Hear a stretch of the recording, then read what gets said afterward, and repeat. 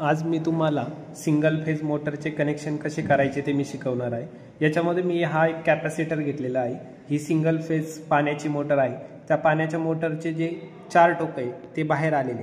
हे 2 जे टोक आहे स्टार्टिंग वाइंडिंगचे आहेत, 2 टोक आहे ते रनिंग वाइंडिंगचे आहे। तर याचं कनेक्शन कसं करायचं कॅपॅसिटर जोडून ते मी तुम्हाला शिकवणार आहे। हे बघा, ही स्टार्टिंग वाइंडिंगचं एक टोक आणि रनिंग वाइंडिंगचं एक टोक, हे 2 टोक एकत्र करायचे आहे।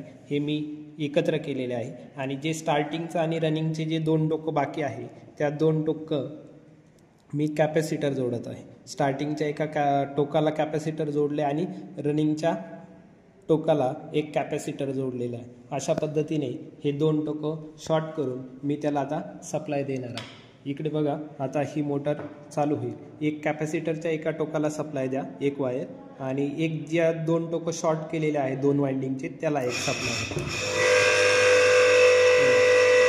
मोटर सुरू झालेली आहे।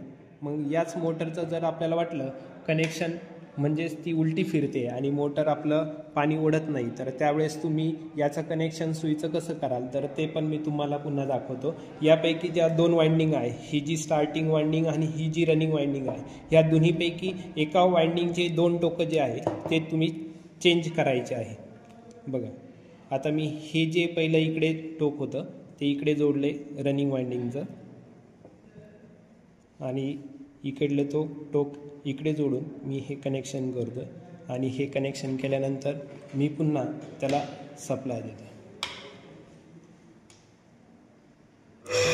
फिरण्याची दिशा चेंज झालेली आहे, हे बघा। धन्यवाद।